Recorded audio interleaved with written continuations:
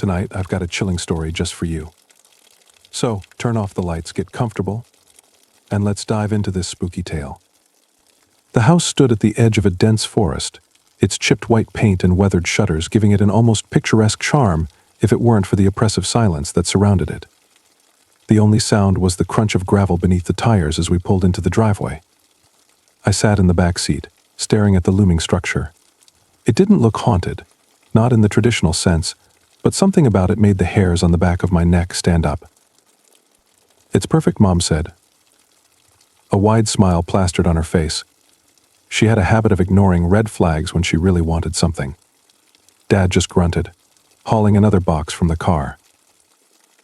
Lily, my younger sister, squealed with delight. At 10 years old, she was the embodiment of optimism, skipping ahead and pushing open the front door. The hinges groaned in protest, the sound reverberating through the empty halls. As we stepped inside, the air shifted. It wasn't stale or musty like you'd expect in an old house, but heavy like walking into a room just after someone had been arguing. My chest tightened, but I shook it off, attributing it to the stress of moving. The living room was spacious, with a brick fireplace that dominated one wall. Dust motes floated in the sunlight streaming through the large bay window. The hardwood floors creaked under our feet, but otherwise, the house was eerily quiet. "Let's pick our rooms," Lily called, already darting up the staircase. I followed her, the stairs groaning under my weight. The upstairs hallway stretched long and narrow, lined with doors on either side. My room was at the end of the hall, a corner room with 2 windows that overlooked the forest. It was smaller than I'd hoped, but cozy enough. The furniture was already there: an old wooden bed frame, a wardrobe with tarnished handles, and a desk shoved against the far wall. It didn't take long to notice it. At first I thought it was just a trick of the afternoon light streaming through the curtains. A shadow lingered in the corner of the room, faint and unremarkable. But as I moved around, unpacking boxes, the shadow didn't shift. It stayed put, its edges sharp, despite the changing angles of light. "Must be the lighting," I muttered to myself, forcing a laugh to dispel the unease creeping into my chest. Dinner was uneventful, though I couldn't shake the feeling of being watched. Mom chalked it up to first-day jitters. "New house, new town, it's normal to feel a little weird," she said. I nodded, though her words didn't comfort me. That night, as the house settled into silence, the unease returned. Lily and I were sharing my room temporarily until her bed arrived, and she was already fast asleep in the twin bed we'd set up for her. I lay staring at the ceiling, listening to the rhythmic creak of the trees outside swaying in the wind. Just as I was about to drift off, I heard it. A whisper. It was faint, almost imperceptible, but it was there, a soft murmur that sent a shiver down my spine. My eyes snapped open, scanning the room. "Lily," I whispered, turning toward her bed. She stirred but didn't wake. I froze. The whisper came again, this time clearer, though the words were indistinct. My heart pounded as I glanced toward the corner of the room. The shadow was no longer faint. It was darker now, more defined, as if it had grown thicker. I blinked, convinced my tired eyes were playing tricks on me, but it remained. Summoning every ounce of courage, I reached for the flashlight on my nightstand. My hand trembled as I turned it on, aiming the beam directly at the corner. Nothing. The shadow vanished under the harsh light, leaving only the bare walls. My breath hitched, relief flooding through me, but as I turned off the flashlight, the shadow returned. I sat up, my heart racing. "Do you hear that?" I whispered again to Lily. "Hear what?" she mumbled groggily, rubbing her eyes. I didn't answer. The whisper was gone now, replaced by a deafening silence. I stared at the corner for what felt like hours until exhaustion finally overtook me. The next morning, I told Mom about the shadow, but she just laughed. "Old houses have quirks," she said, brushing it off. Dad was more practical. Probably just a draft causing the shadows to move. We'll hang up some thicker curtains, he suggested. But as the days went on, the shadow remained. Lily didn't seem to notice anything, but I couldn't shake the feeling that the house was watching us. Every creak, every groan of the floorboards felt deliberate, like the house was alive. Then, one evening, I found something strange. While unpacking in the attic, I stumbled upon a small, locked chest tucked away in a corner. The lock was rusty and brittle, so it didn't take much effort to break it open. Inside was a leather-bound journal, its pages yellowed with age. The first entry was dated decades ago, written in a shaky hand. They told us not to build here, said the land was cursed. I didn't listen. A chill ran down my spine as I flipped through the pages. The entries became more frantic over time, detailing strange noises, disappearing objects, and shadows that seemed to have a will of their own. One entry stood out. The shadows aren't just shadows. They're alive. They feed on guilt, on secrets. And once they latch on, they don't let go. I slammed the journal shut, my heart hammering. The room suddenly felt colder, the air heavier. As I turned to leave, I heard it again, a whisper, soft but unmistakable. Leave. The word echoed in my mind, even as I stumbled down the attic stairs. The journal haunted my thoughts for days. Every time I glanced at its worn leather cover, I felt an urge to open it again but resisted. Something about the words inside felt too real, too personal. Yet, I couldn't dismiss what I'd read. By the third night, the whispers had returned. At first they were faint, barely audible over the rustle of the trees outside my window. But as the hours dragged on, they grew louder, more distinct. It wasn't just one voice anymore, it was several, overlapping in a chaotic murmur. I sat up in bed, my pulse quickening. Lily, curled up in the twin bed beside mine, remained undisturbed, her breathing slow and steady. I envied her ability to sleep through the noise, though a part of me wondered if she simply couldn't hear it. Gripping the flashlight tightly, I scanned the room. The shadows in the corners seemed darker than before, shifting slightly as the beam of light passed over them. My stomach churned as the whispers grew louder, almost as if they were reacting to my fear. "Stop it," I hissed, though I wasn't sure who or what I was talking to. The room fell silent. I held my breath, waiting for the noise to start again, but it didn't. The silence was worse somehow, pressing in on me from all sides. I swung my legs over the side of the bed and stood, determined to prove to myself that there was nothing to be afraid of. The floorboards creaked under my weight as I approached the corner where the shadow lingered. My flashlight flickered, the beam dimming for a moment before stabilizing. "Just a shadow," I whispered, reaching out a trembling hand. My fingers brushed against the wall. It was cold, colder than it should have been. A shiver ran down my spine as the whispers returned, louder this time, and clearer. "Don't. Look." I jerked my hand back, stumbling away from the wall. The flashlight slipped from my grasp and hit the floor, the bulb shattering. Darkness swallowed the room, and the whispers erupted into a deafening cacophony. I scrambled back onto the bed, pulling the blanket over my head like a child warding off monsters. My heart pounded in my chest as the voices grew louder, their words blending into an incomprehensible roar. Then, just as suddenly as they'd started, they stopped. The silence was deafening, broken only by the sound of my ragged breathing.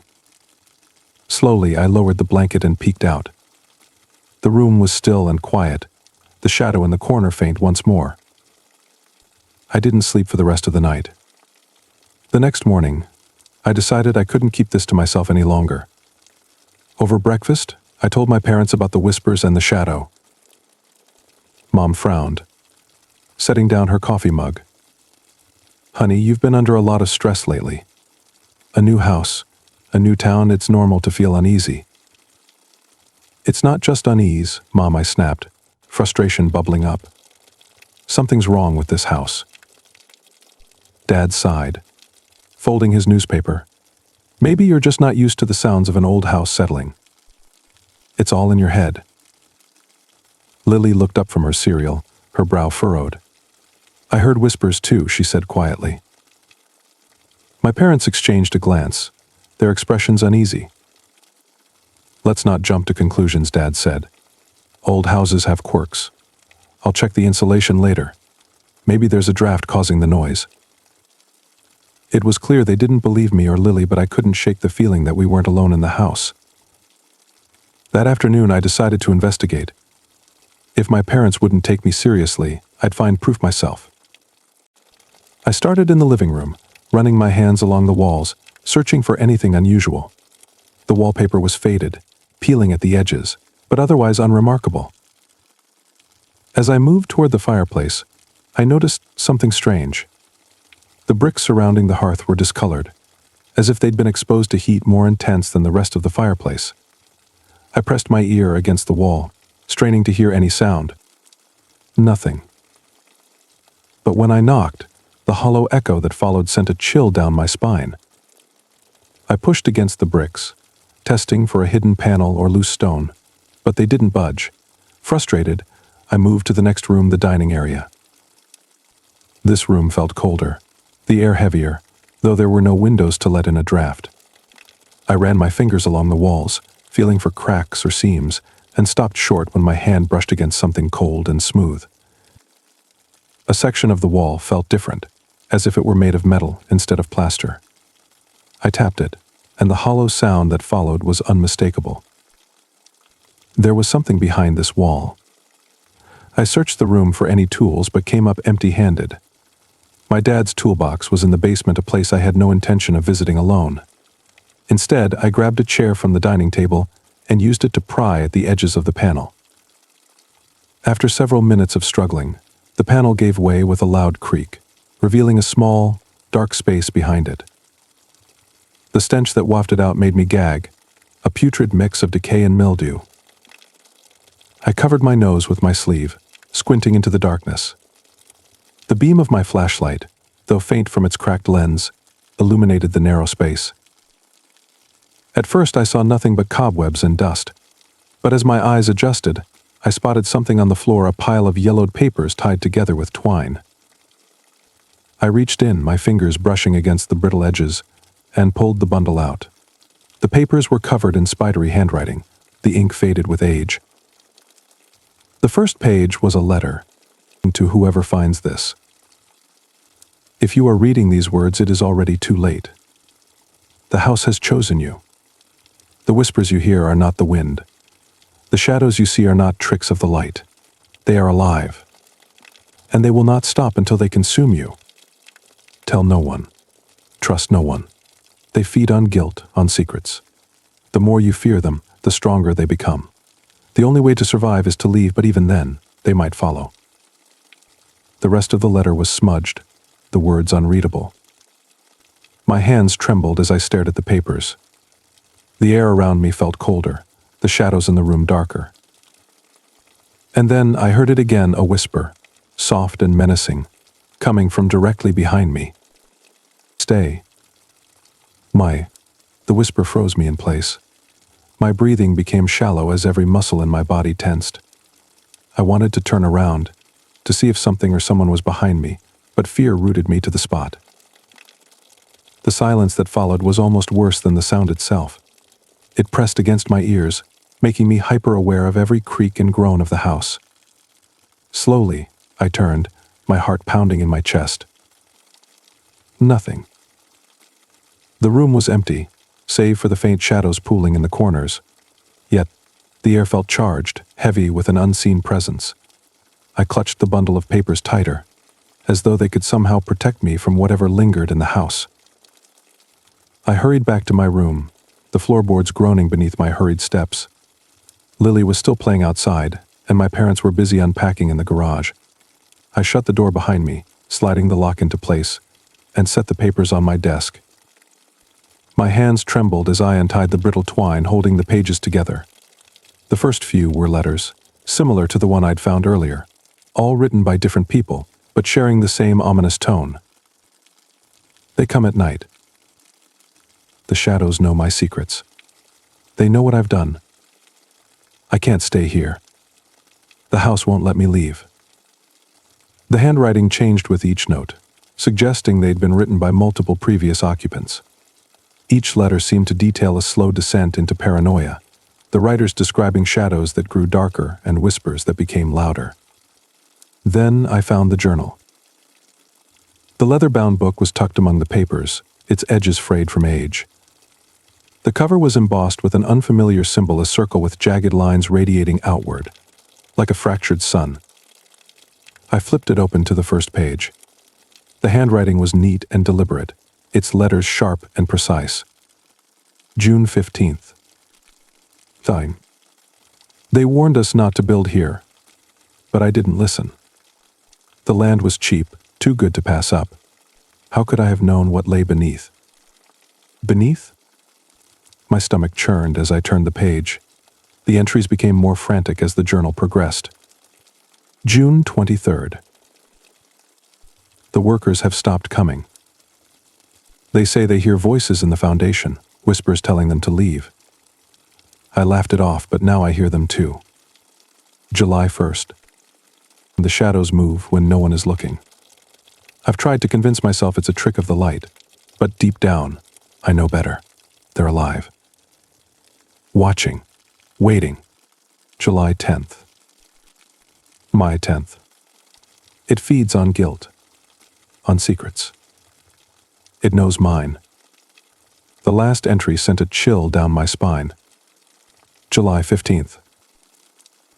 I made a mistake. The house isn't just cursed, it's a trap. A living, breathing entity that thrives on the darkness within us. I thought I could outsmart it, but now it knows. It knows everything. If anyone finds this journal, leave. Burn the house down if you must, but don't stay. And whatever you do, don't go into the basement. The basement. My gaze drifted to the floor, as though I could see through the wooden boards to the sealed door below. For a long moment, I sat in silence, the weight of the journal heavy in my lap. The room felt colder now, the faint rustling of the trees outside doing little to soothe my nerves. I thought about telling my parents, but the memory of their dismissive expressions stopped me. They wouldn't believe me, not until it was too late. That night, the whispers returned with a vengeance. I lay in bed, staring at the ceiling. As the voices grew louder, their words overlapping in a chaotic, dissonant melody. Lily stirred in her sleep, her brow furrowing as though she could hear them too, even if only in her dreams. I sat up, the journal clutched tightly in my hands. I flipped through the pages again, desperate for answers. The entries blurred together in my panic, their warnings echoing in my mind. It feeds on guilt, on secrets. Don't go into the basement. The floorboards creaked, and my heart leaped into my throat. I turned toward the door. It was still closed, the lock in place, but the shadows beneath it seemed darker, as though something was standing just on the other side. "Who's there?" I called out, my voice trembling. The whispers stopped abruptly, replaced by a heavy silence that seemed to press down on me from all sides. Then, slowly, the door handle began to turn. I froze, unable to tear my eyes away as the knob twisted, the lock rattling against the wood. "Mom," I whispered, though I already knew it wasn't her. The handle stopped moving, and for a moment, everything was still. Then, with a loud bang, the door slammed inward, the force rattling the frame. I screamed, scrambling back against the headboard as the shadows pooled into the room, thick and suffocating. The flashlight on my nightstand flickered to life, its beam casting erratic patterns across the walls. The shadows recoiled at the light but didn't disappear. Instead, they seemed to grow, stretching toward me like grasping fingers. I grabbed the flashlight, aiming it at the nearest shadow. It flinched, shrinking back into the corner, but the others continued their advance. "Leave me alone," I shouted, my voice cracking. The shadows hesitated, their movements faltering. For a brief moment, I thought they might retreat, But then I heard it again, a voice, low and guttural, echoing from the darkest corner of the room. "You can't hide." The words sent a jolt of terror through me, and I did the only thing I could think of. I ran. The whispers didn't stop when I left the room. They followed me, growing louder with every step. My bare feet slapped against the cold wooden floor as I ran down the hallway, my flashlight trembling in my grasp. The shadows seemed to move with me, darting across the walls and ceilings like predators stalking their prey. The house, once silent and oppressive, now roared with strange creaks and groans, as though it were alive, its every breath mocking my fear. I reached my parents' room and banged on the door, my knuckles stinging with the force. "Mom! Dad!" I yelled, my voice hoarse. After what felt like an eternity, the door opened, and my dad stood there, his expression groggy and annoyed. "What's going on?" he muttered, rubbing his eyes. "The shadows," I gasped. They're everywhere." He frowned, glancing down the dark hallway. "It's the middle of the night. Go back to bed." "No," I grabbed his arm, desperate. "You don't understand. They're in my room, and they're following me." I saw them. Mom appeared behind him, her face lined with concern. "Sweetheart, you're scaring yourself. It's just a bad dream." "It's not a dream," I shouted, tears streaming down my face. Dad sighed, stepping into the hallway to prove his point. "Look, see? Nothing's here." He gestured toward the empty corridor, his voice firm. "You're letting your imagination get the better of you." But as he spoke, the shadows began to shift. They were subtle at first, pooling in the corners like spilled ink, but then they stretched, reaching toward him with unnatural fluidity. "Dad, behind you!" I screamed. He turned, but by the time he looked, the shadows had vanished, retreating into the darkness as if they were toying with us. "Enough," he snapped, his patience wearing thin. "You're just seeing things. Go back to bed, or we're going to have a serious talk in the morning." I opened my mouth to protest, but Mom put a hand on my shoulder. "Come on," she said gently. "I'll sit with you until you fall asleep." I didn't want to go back to my room, but I didn't have a choice. The walk back was unbearable, every creak of the floorboards making me jump. When we reached the door, I hesitated, my hand hovering over the handle. "It's okay," Mom said, giving me a reassuring smile. But it wasn't okay. The next morning, everything felt off. The house was too quiet, the air heavy with an unspoken tension. Mom and Dad were in the kitchen, whispering to each other with worried expressions. When I walked in, they fell silent. "What's going on?" I asked, my voice barely above a whisper. They exchanged a glance before Mom said, "Have you seen Lily this morning?" My heart sank. "No." "Isn't she in her room?" Dad shook his head. "We've been looking for her. She's not in the house." Panic surged through me. "She was playing outside yesterday. Did anyone check the yard?" "We've looked everywhere," Mom said, her voice trembling. "She's not here." The shadows.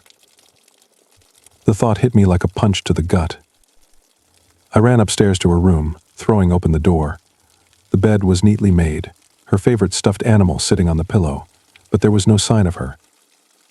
"Lily," I shouted, my voice echoing through the house. The only response was silence. Hours passed, and the search extended beyond the house. Dad called the police, and soon the yard was swarming with officers and search dogs.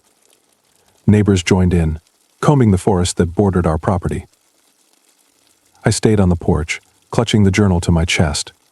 My mind raced as I flipped through its pages, searching for anything that could help. They feed on guilt, on secrets. They take what you love most. The words blurred before my eyes, my hands shaking so badly I could barely hold the book. This was my fault.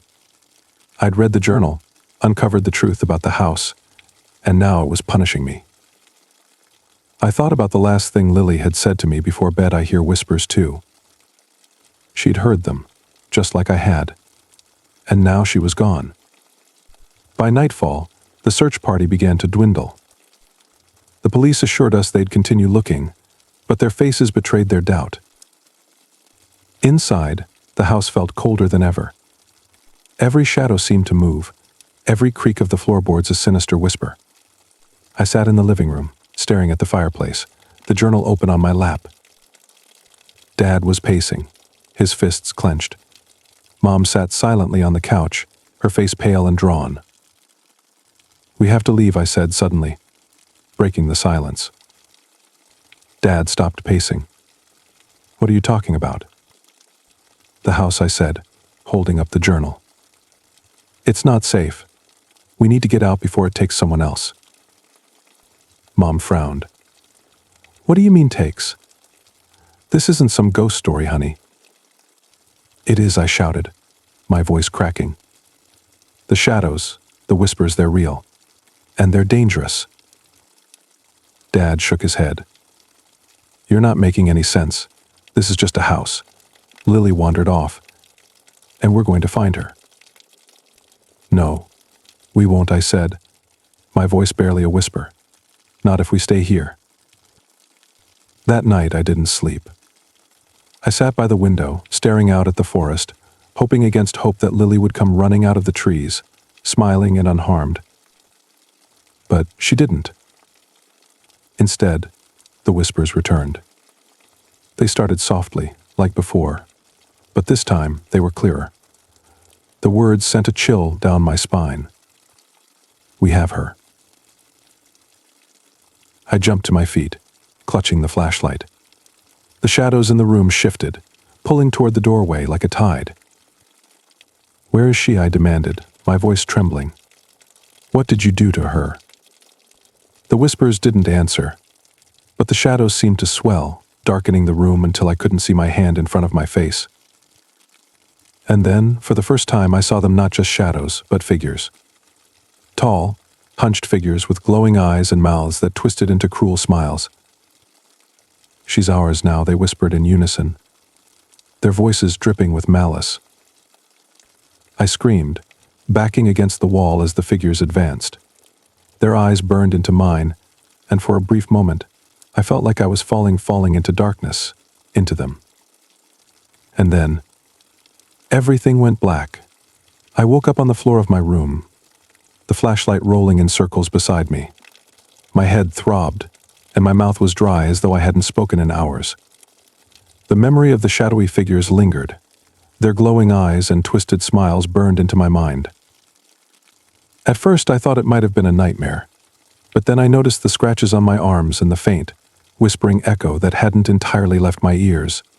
It had been real. And they had Lily. I stood shakily, the journal still clutched in my hand. The warning replayed in my head like a broken record, "Don't go into the basement." But I didn't have a choice anymore.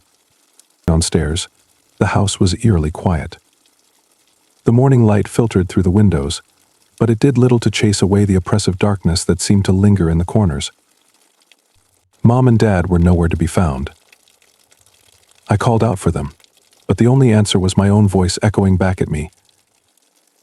The basement door stood at the far end of the hallway, its surface plain and unremarkable. Yet, it seemed to radiate an invisible force, like a faint hum that made my teeth ache. I approached it slowly, the flashlight steady in my grip. As I reached for the doorknob, a voice in my head screamed for me to stop, but I ignored it. The knob was cold, almost icy, beneath my fingers. I turned it slowly, half expecting the door to resist, but it swung open easily, revealing a steep set of wooden stairs descending into darkness. The air that wafted up was stale and damp, carrying with it a faint metallic tang. My flashlight beam cut through the gloom, illuminating walls lined with rough stone and wooden beams. I hesitated at the top step, my heart racing. Somewhere deep below, I thought I heard a faint sound of rhythmic tapping, like fingers drumming against a table. I swallowed hard and began my descent. The basement was far larger than I'd expected. The stairs opened into a cavernous space that seemed to stretch beyond the edges of the house. The walls were lined with strange, carved symbols similar to the one on the journal's cover. In the center of the room stood a large, circular pit, its edges lined with jagged stones. A faint red light emanated from its depths, casting the entire space in a sickly glow. The tapping grew louder, and I realized it wasn't coming from the pit but from the far corner of the room. "Lily," I called out, my voice trembling. The tapping stopped. For a moment, there was silence. Then, from the shadows, a figure stepped forward. It was Lily, or at least, it looked like her. She was wearing the same pajamas she'd had on the night before, but her skin was pale, almost translucent, and her eyes glowed faintly, the same eerie light I'd seen in the shadows upstairs. "Lily," I ran toward her, but she held up a hand, stopping me in my tracks. "You shouldn't have come here," she said, her voice flat and emotionless. "What are you talking about?" "I'm here to save you." She shook her head slowly. "You can't save me. You can't save anyone. It won't let you." "What won't let me?" I demanded, glancing around the room. The shadows seemed to be moving again, slithering along the walls toward the pit. "The house," she whispered. "It's alive. And it's hungry." I took a step back, my heart pounding. "Lily, we have to get out of here. Come with me." She didn't move. Instead, her expression twisted into one of fear. "You don't understand. It's too late. It's already chosen you." The ground beneath us began to tremble, and the light from the pit grew brighter. A low, guttural sound echoed through the basement, sending shivers down my spine. The shadows gathered at the edge of the pit, merging into a single, massive form.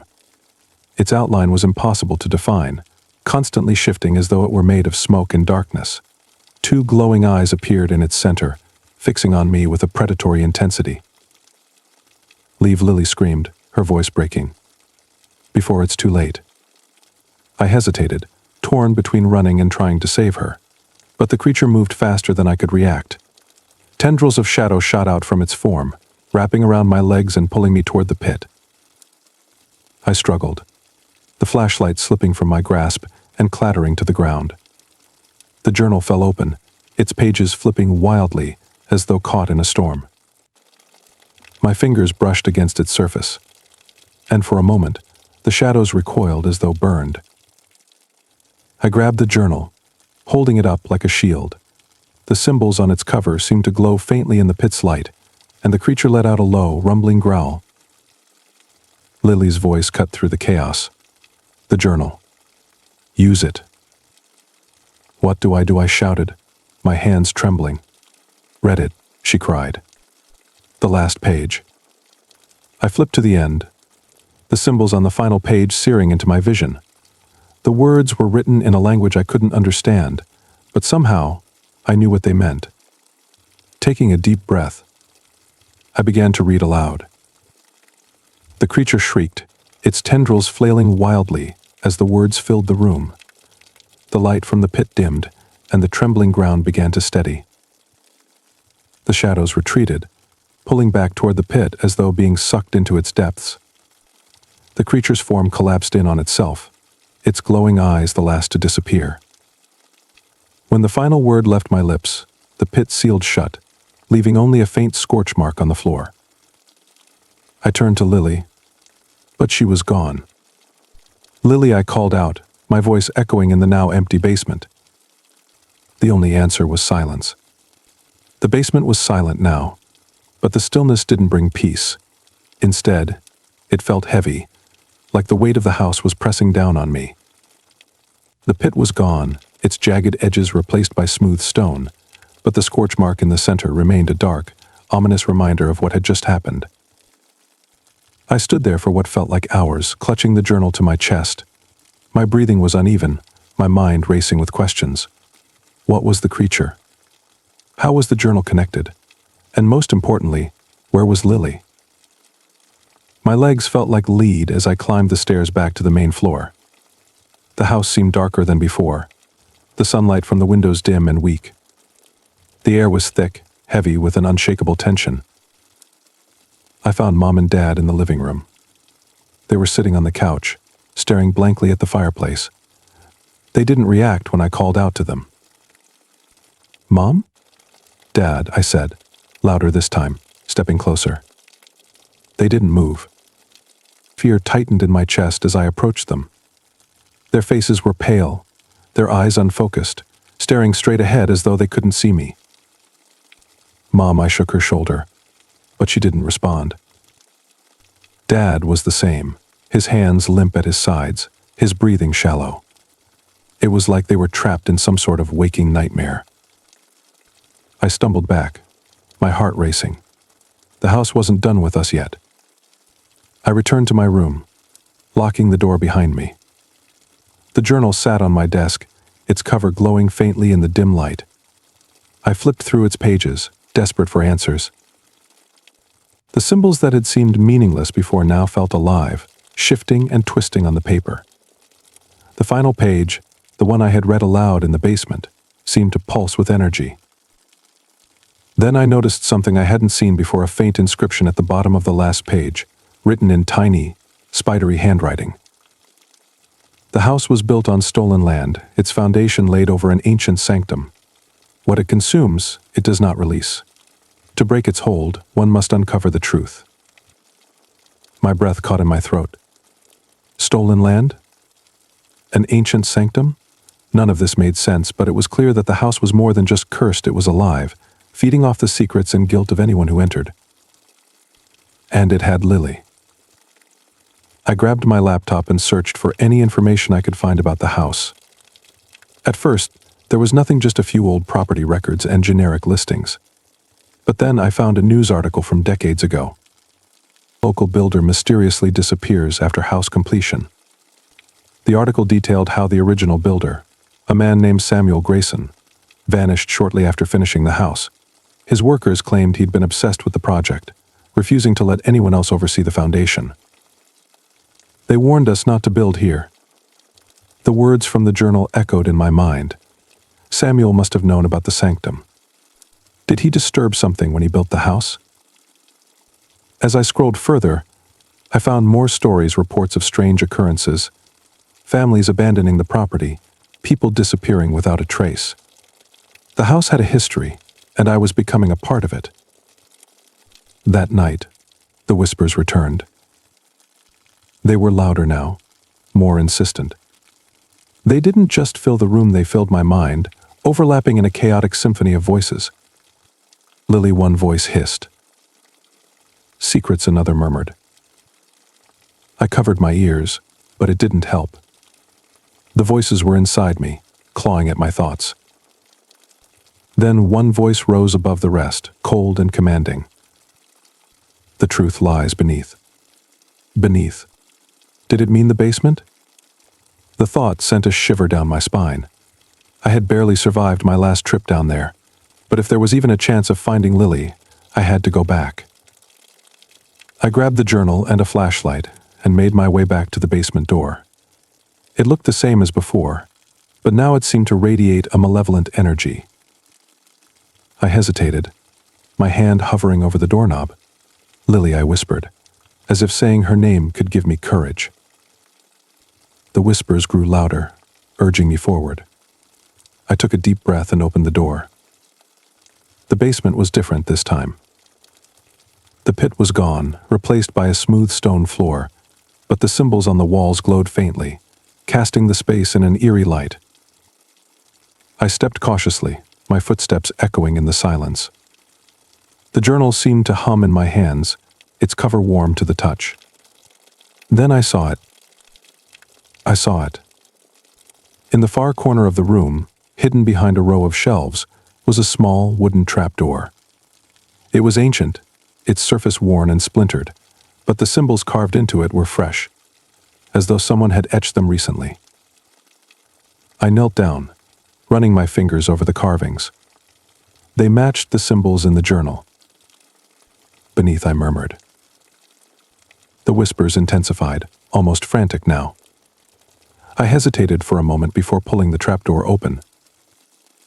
A cold draft rushed up from the darkness below, carrying with it the faint sound of crying. Lily, I called out, my voice trembling. The crying stopped. Please, a faint voice echoed from the depths. It was her. Without thinking, I lowered myself into the hole, the flashlight beam cutting through the darkness. The space below was narrow and claustrophobic, the walls lined with dirt and roots. As I crawled deeper, the crying grew louder, more desperate. I'm coming, I shouted, my voice echoing down the tunnel. Finally, I reached the end, a small, circular chamber. In the center was Lily, curled up on the ground, her body trembling. Lily, I scrambled to her side, pulling her into my arms. Her skin was ice cold, her eyes wide with terror. They're coming, she whispered. Before I could ask what she meant, the ground began to shake. The tunnel behind me collapsed, sealing us in. The whispers became a roar, and the walls of the chamber seemed to close in, the symbols on the dirt glowing brighter and brighter. I held Lily tightly, the journal pressed against my chest, as the room filled with a blinding light. And then, everything went silent. When the light faded, I found myself standing in a place that shouldn't exist, a vast, open expanse that stretched endlessly in every direction. The ground beneath my feet wasn't dirt or stone, but something smooth and cold, like polished glass. Above me, the sky was an endless void, neither dark nor light, but a strange shifting gray. Lily was beside me, her small hand gripping mine tightly. Her eyes, wide with fear, darted around the strange landscape. Where are we? She whispered. I don't know, I admitted, my voice trembling. Before I could say more, a deep, guttural voice echoed around us, reverberating through the air like a thunderclap. You have come far, child, the voice said, but you tread on sacred ground. I spun around, searching for the source, but there was no one there. Who are you? I shouted. What do you want from us? The voice laughed, a low, chilling sound that made the hairs on the back of my neck stand on end. I am the keeper, it said. I am the guardian of this place, the sentinel of what lies beneath your world. Why did you take Lily? I demanded, pulling her closer. The ground beneath us trembled slightly, as though the keeper was amused. She was not taken. She was chosen, it said. Your family entered my domain, disturbed the sanctum. A price must be paid. A price, I echoed, my stomach twisting. What price? The air grew colder, and the space around us seemed to constrict. From the void, a shape began to emerge, a figure cloaked in shadows, its form constantly shifting and writhing. Two glowing eyes fixed on me, radiating a chilling intensity. The house was built on sacred ground, the keeper said. Its foundation disrupted the balance, awakening forces that should have remained buried. Your family's arrival reawakened the pact. Now, the cycle must be completed. I held the journal tightly, its cover warm against my palms. We didn't know about any pact, I said. We didn't mean to disturb anything. Just let us go, and we'll leave. We'll never come back. The keeper laughed again, a sound that sent shivers down my spine. It is not that simple, it said. You have already been marked. The house has claimed you. No, I shouted, the desperation in my voice echoing in the empty space. There has to be another way. The keeper tilted its head, its glowing eyes narrowing. Perhaps it said slowly, but the alternative will not come without sacrifice. What do you mean? I asked, my heart pounding.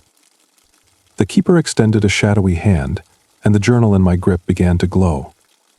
Its pages flipped open on their own, settling on a page near the middle. The symbols on the page began to shift and rearrange, forming words I could finally understand. To sever the bond, one must offer a life in exchange. A soul must remain to keep the sanctum at rest.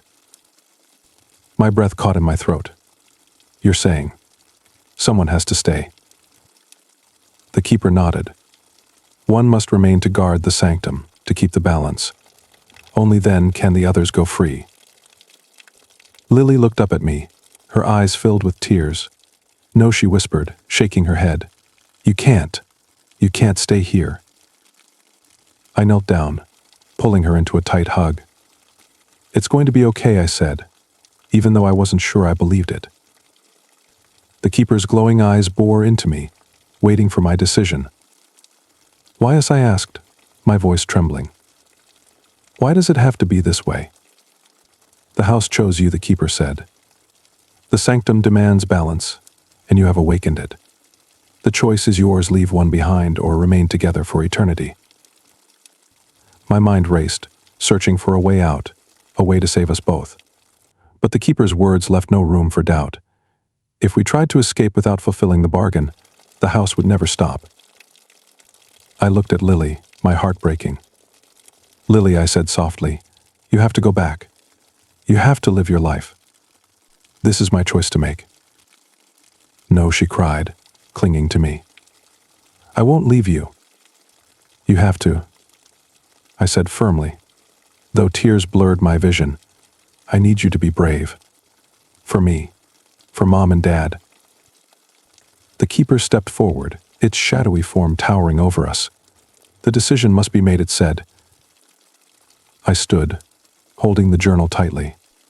"Take me," I said. "Let Lily go." The keeper's eyes seemed to flicker with approval. "So be it," it said. The ground beneath us began to shift, the smooth surface cracking and splitting apart. A swirling vortex of light and shadow opened around me, pulling at my feet. Lily screamed, reaching for me, but I pushed her away. "Go," I shouted. "Run." The vortex grew stronger, and I felt myself being pulled into its depths.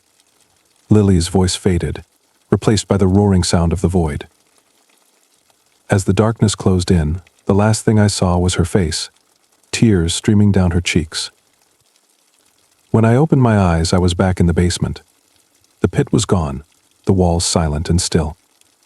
The journal lay open on the ground beside me, its pages blank. Lily was gone. I was alone. The silence in the basement was deafening, broken only by the faint sound of my own breathing.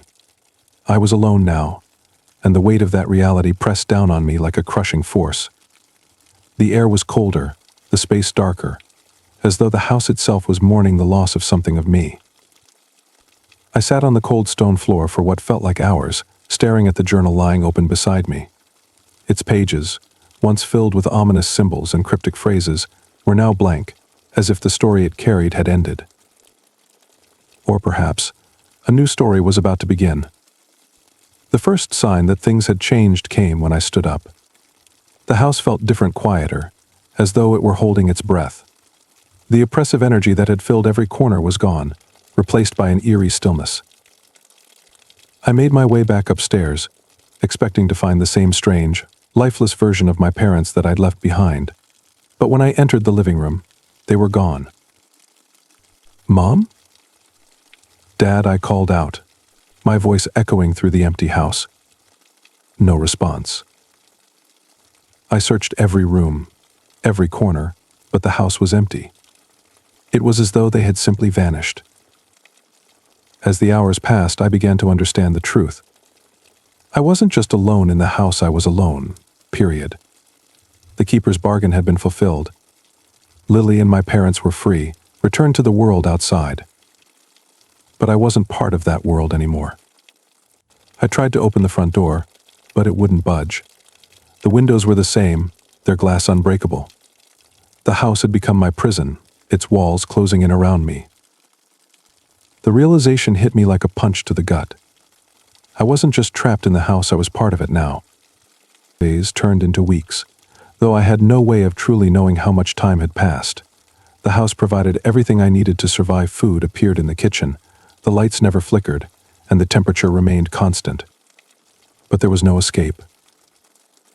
At night, the whispers returned, though they were different now. They weren't chaotic or menacing. Instead, they were soft, almost comforting, as though the house was trying to reassure me. "You are safe," they seemed to say. "You are home."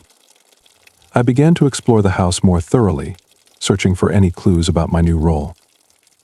In the attic, I found old photographs and documents, remnants of the families who had lived here before. One photograph caught my eye, a black and white image of a man standing in front of the house.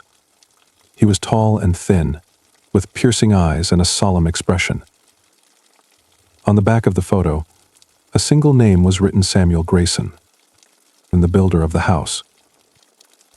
I remembered the article I had read about him, how he had disappeared shortly after completing the house. Had he made the same bargain I had? As I delved deeper into the house's history, the whispers began to guide me. They led me to hidden doors, secret compartments, and rooms I hadn't known existed. Each discovery brought me closer to understanding the truth. The house wasn't just a building. It was alive, a living entity that fed on secrets, guilt, and fear. The sanctum beneath it was its heart, a portal to something ancient and powerful. My role, I realized, was to protect it, to ensure that the balance remained intact. One night, as I sat in the living room, the journal reappeared on the coffee table. Its cover was different now, smoother and darker, with new symbols etched into the leather. I opened it cautiously, half expecting the pages to be blank again. But this time they were filled with words, names, dates, and events. The first entry was my own. Elliot Morgan, December 12th, 2024. Chosen as the guardian. Beneath it, new entries began to appear, written in real time. The family is safe.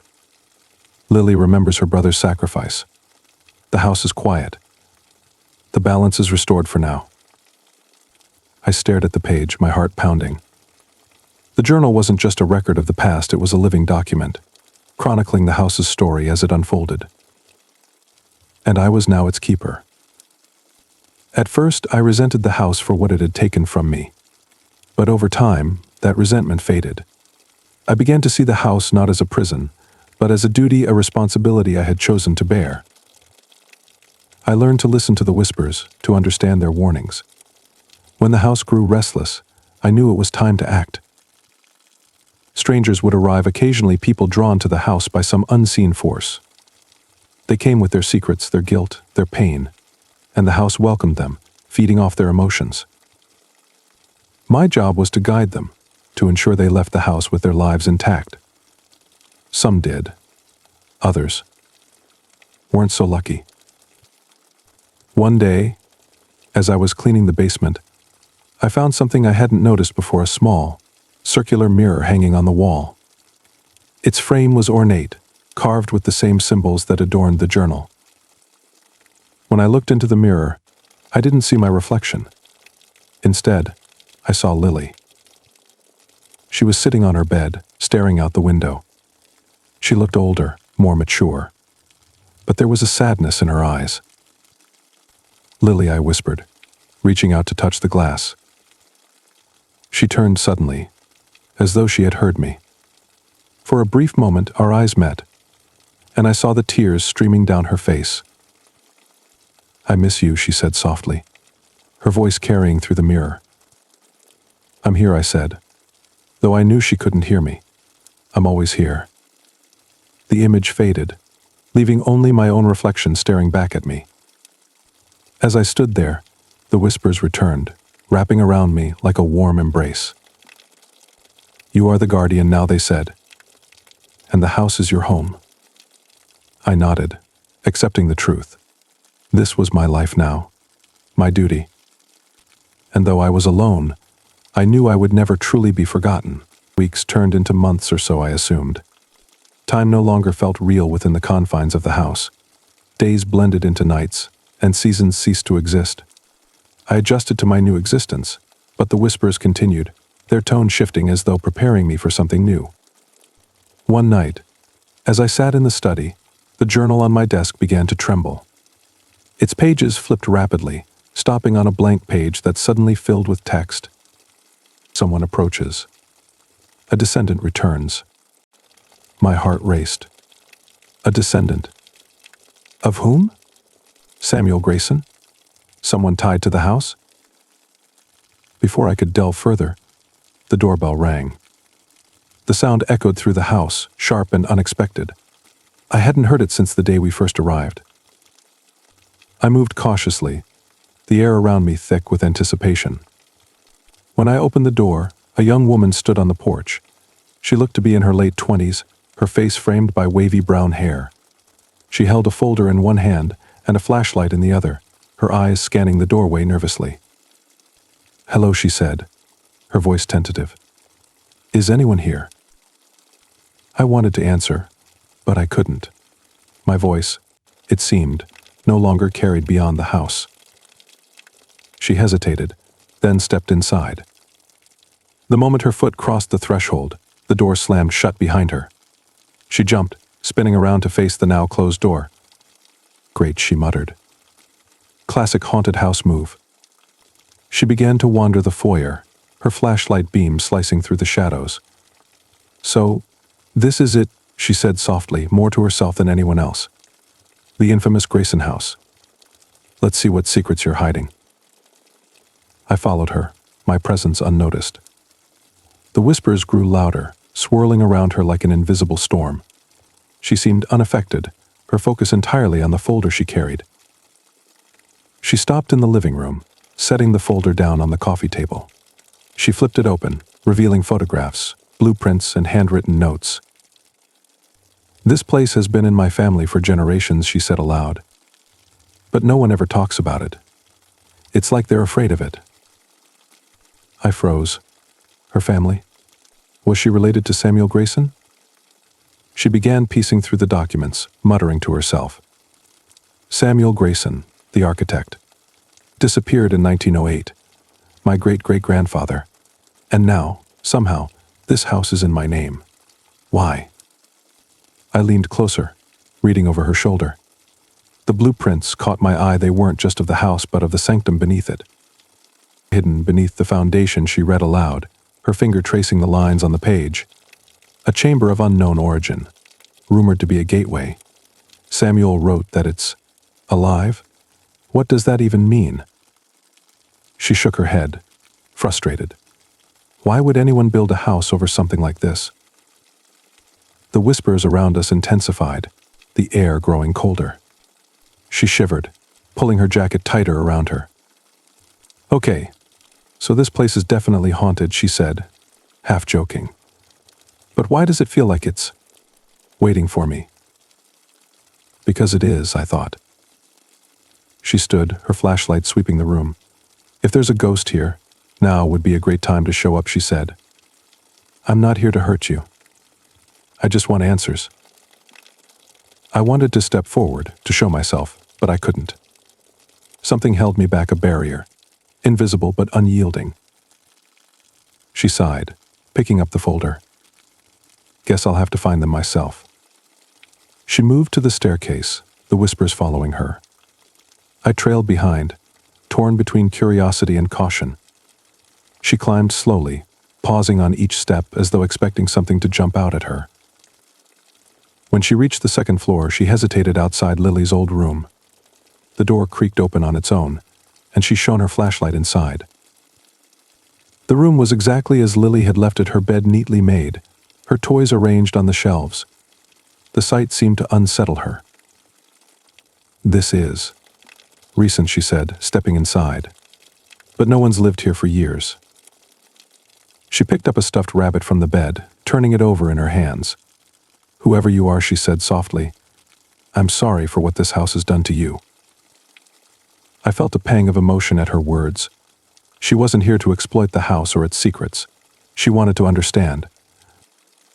As she explored further, I began to notice something strange. The house seemed to respond to her presence. Doors opened before she reached them, and lights flickered on as she entered each room. She stopped in the master bedroom, her eyes drawn to the mirror on the wall. It was the same mirror where I had seen Lily. "Show me," she whispered, as though she instinctively knew its purpose. The glass shimmered, and an image began to form. It wasn't Lily this time, it was Samuel Grayson. His face was stern, his eyes piercing as he stared out from the mirror. She gasped, stumbling back. Samuel, she breathed. It's you. The whispers grew louder, swirling around us like a storm.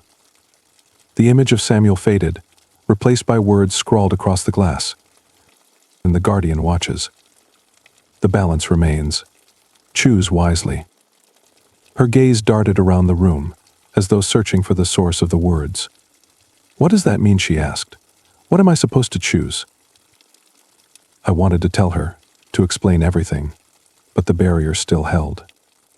The house, it seemed, wasn't ready for her to know the full truth. Not yet. She left the bedroom, her steps quick and determined. There's more to this place, she muttered. I just need to find it.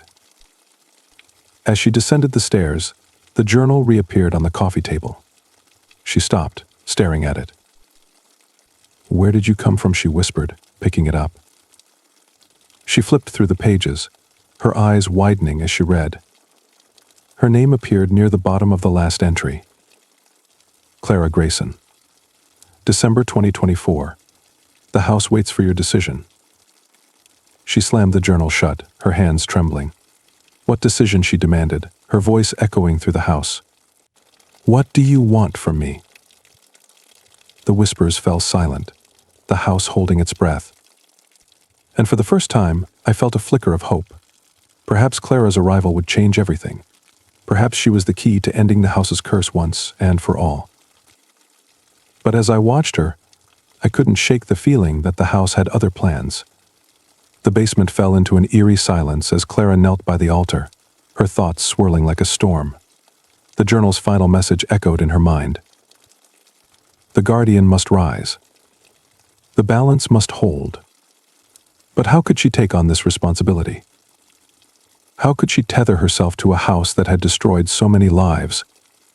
The whispers around her grew faint, as if waiting for her to act. The air was heavy with expectation. Clara stood, the weight of the moment pressing on her shoulders. If this is what you want, she said aloud, her voice trembling but firm, then show me what I need to do. The symbols on the altar began to glow brighter, illuminating the room in an unnatural light. The mirror shimmered again, its surface rippling like water. Slowly, a new image formed. It was the sanctum, the hidden chamber beneath the house. Clara recognized the symbols carved into the stone walls from the blueprints she had found earlier. The sanctum had been built as a safeguard, a seal to contain whatever malevolent force lay beneath. The whispers surged again, leading her toward a shadowy corner of the basement. As Clara approached, she noticed a crack in the floor. The edges glowed faintly, the same eerie light as the altar. She crouched and ran her fingers along the edges of the crack, feeling a faint vibration beneath her touch. This is it, she murmured. The gateway.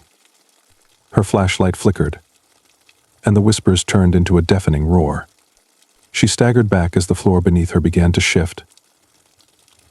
The crack widened, revealing a narrow staircase spiraling downward into the earth. Clara hesitated. She could feel the power emanating from below, a pull that sent shivers down her spine. She took a deep breath and descended, the whispers guiding her every step. The sanctum was unlike anything she had ever seen. The walls were carved with intricate symbols that seemed to writhe and shift in the dim light. At the center of the chamber stood a massive stone pedestal, its surface covered in ancient markings. Above the pedestal hovered a dark, pulsating orb, its surface shimmering like black oil. The air around it felt alive, crackling with energy. Clara stepped closer, her heart pounding. The whispers became clearer, forming words she could finally understand. The guardian must choose. Seal the gateway or open it. What happens if I seal it? Clara asked aloud, her voice echoing in the chamber. The whispers responded, their tone grave. The balance will hold, but the guardian will remain bound to the house. The sacrifice is eternal. Clara swallowed hard. She would be trapped here forever, just like Samuel and Elliot. And if I open it, she asked, though the answer terrified her. The whispers hissed, their tone darker. Chaos will reign.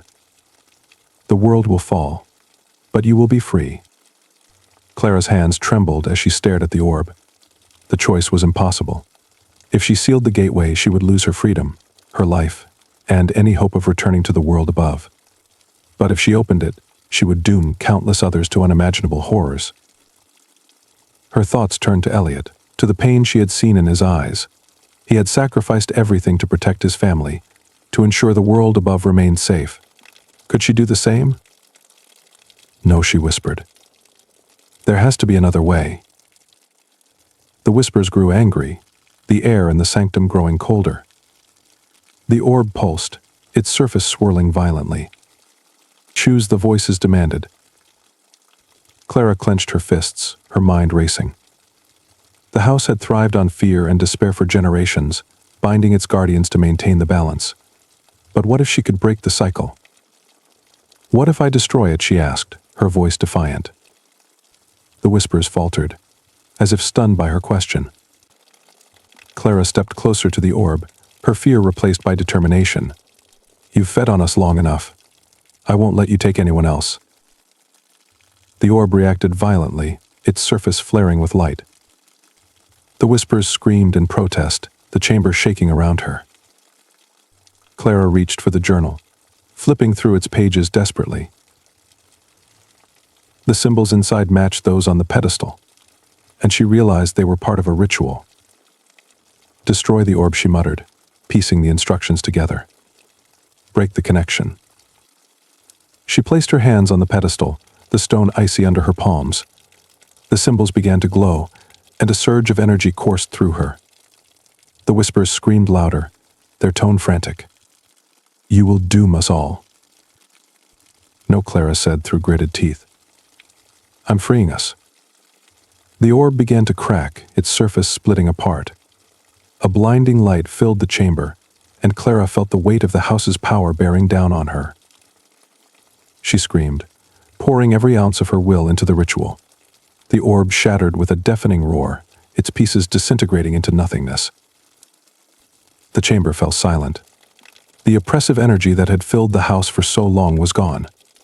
The whispers had ceased, and for the first time, the air felt still. Clara collapsed to the ground, her body trembling. She looked around, expecting the house to react, but nothing happened. The sanctum was quiet, the symbols on the walls fading into darkness. She climbed back up the stairs, her steps slow and deliberate. When she emerged into the basement, she was greeted by sunlight streaming through the cracks in the boarded windows. The house no longer felt alive, it was just a house now, silent and empty. As she stepped outside, the air felt fresh and crisp, the sky a brilliant blue. Clara took a deep breath, tears streaming down her face. She had done it. The house was free. But as she walked away, a faint whisper brushed her ear, so soft she almost missed it. The balance has shifted. Beware what comes next.